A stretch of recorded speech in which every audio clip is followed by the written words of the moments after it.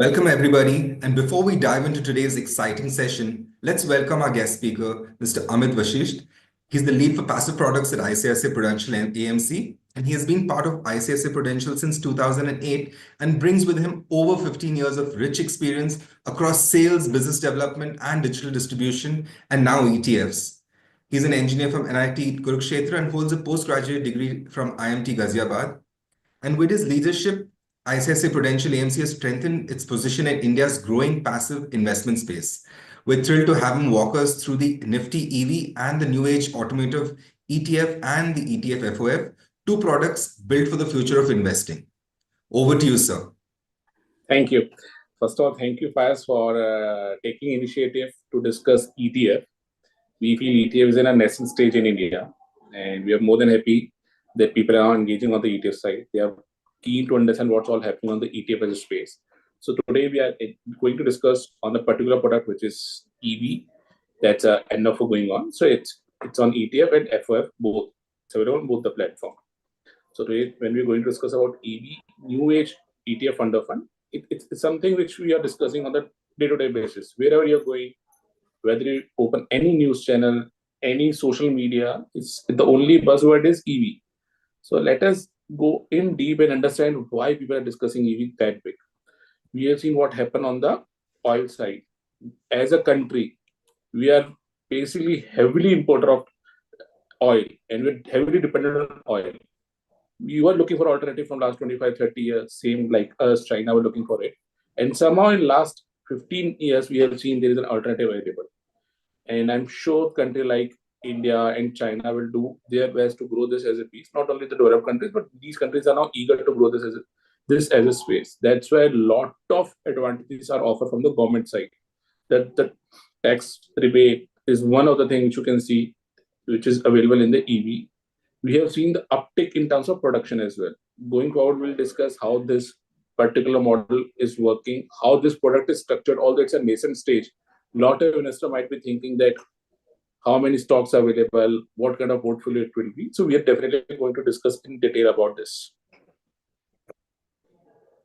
So I'd like to start off initially to find what is the eligible universe for this ETF that you are looking at, sir?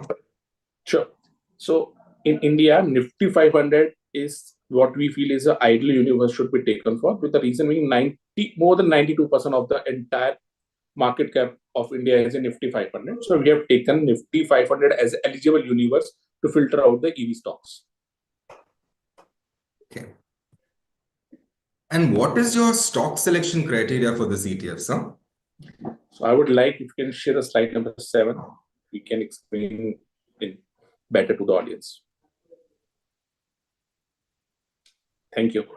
So as you can see, the stock forming part of Nifty 500. What we have done, we are bucketed into 4 groups: Group A, Group B, the EV. The Group A would be the core group in which all 2-wheelers, 3-wheeler, 4-wheeler, passenger vehicle, commercial vehicle manufacturers will be part of that universe. Group B will be the manufacturer of batteries, because in EV, the battery is a core component. So the Group B will be all those companies who are the manufacturer of batteries for EV and the new age auto. Now comes the Group C. So Group C basically had Group A and B. How? So the manufacturer of the components for EV and new age will be part of Group C. Manufacture the raw materials. So basically the raw material required to manufacture the components will be part of Group C. Now we have seen EV vehicles are heavy on technology. So there are a lot of tech companies who are helping to set up this business. So that will also be part of Group C. The Group 2D will be the PLI or the advanced automatic companies, which will be formed the part of Group D. So put together Group A, B, and C, D will be the entire eligible universe for EV and new age automotive. I hope at least audience have a fair idea that it's a very well diversified portfolio, not concentrated only on manufacturers of the cars. Okay. So this is what you were talking about now, sir? Yeah. All right. So what we'd like to understand is how is the EV ETF FOF, how is this different from the actual auto index?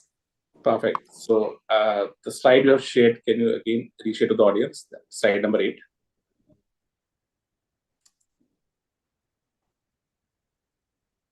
So if you talk about auto, so there is no market cap. You might see a stock of Mahindra at 10% or Suzuki at 12%, in fact 18% also. So there is no cap on auto.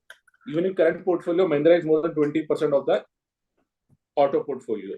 Vis-a-vis, if you see EV, what we have done, the group A, which is all your manufacturing companies, are capped at 40% of the group level and stock level at 8%. So no stock can be more than 8% of the portfolio.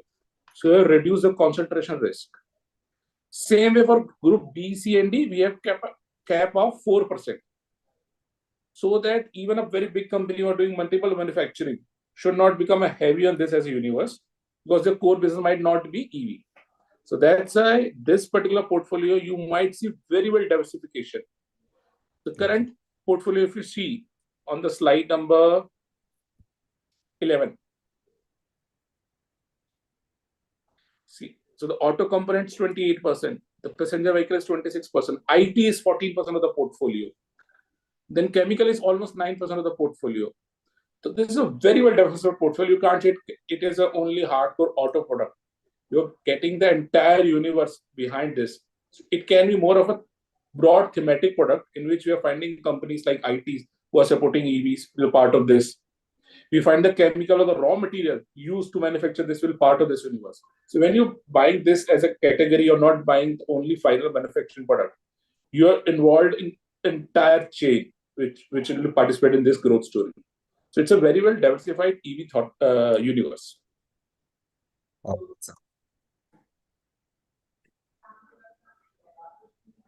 Now, according to you, why should one look at this ETF in this current scenario, sir? Sure. So if we see that EV has done very well in the last 4 or 5 years. And in last peak, if you talk about September, October, it has corrected more than 30%. It has always been 35 to 40% correction. So it's not that we are entering at the peak of the market, at least in EV also. Although we have seen the market have also corrected, but EV have corrected much sharply compared to the market. So we are not entering on the expensive valuation compared to the Nifty valuation. So even if you see the slide number 10,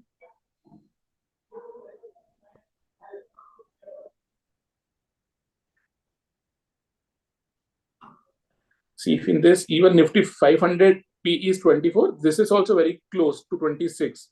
So although it's a new sector, we generally see new sector trade at a much higher P. It's very at par with Nifty 500. Even on the PB also, it's very close to Nifty 500. So it's not an expensive buy at this point of time. So that's why I feel if someone wants to take an exposure in this as a story, again, it should not be a core portfolio. It can be a satellite portfolio. So what we mean by a satellite portfolio, if you're building a portfolio, core we suggest take to be a flexi-cap portfolio. 20% portfolio should be something in which you're taking a high concentration bet. In that, you can take this as a portfolio if you feel that EV is going to grow in India. Okay. Valuation, we have shown that it has corrected, so we're not entering at the peak of the level. All right, sir. Now, if you can just give us a little bit of understanding of the performance of this particular ETF, sir. It'll help us, Sure. all our investors also look at what they're looking at. Just want to share the slide number 13 and then we'll in deep understand how it has performed.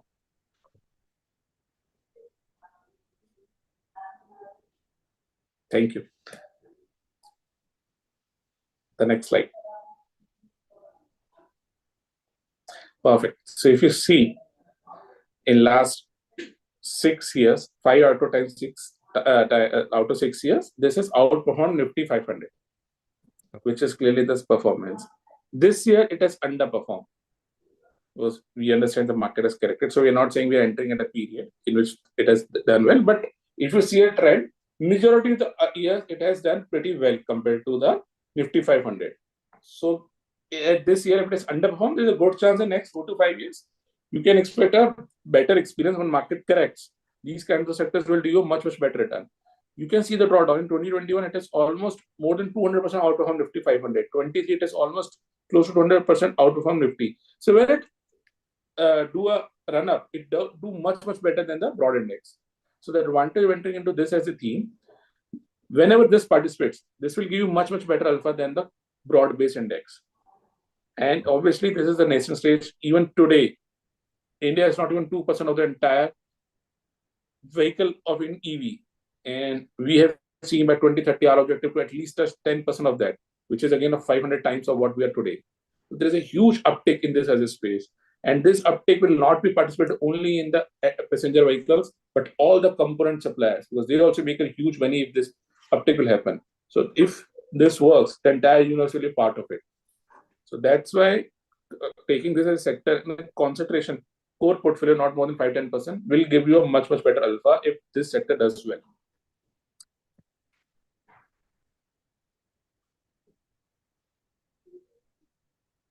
All right, sir. As a final piece of advice, what would be your single most important advice for someone considering to invest in this EV and the new age automotive theme today, sir? So the first advice is, obviously, if you're looking for ETFs, you first go for the large cap kind of ETFs to make your core portfolios, or a flexi cap of ETFs. Then what we have seen, that clients sometimes want to take some 15-20% alpha bets or alpha portfolio, which they want to take a little more higher risk. And this 20%, I think this is the only sector which can give you highest uptake, considering this is new to the industry. It is something which is focused not by the end user, but by the government. And when we have seen, whenever government focus particular thing, it will make sure that it should grow. It is for the benefit of the government. It is for the benefit for the environment. It is benefit for the ad audit also. So a product in which the end customer is happy, in which environment is also good, in which government is also positive, I think that sector is something should be part of the portfolio. Valuation is something which is almost 35% corrected in last 6 months. Again, an option to enter into this space.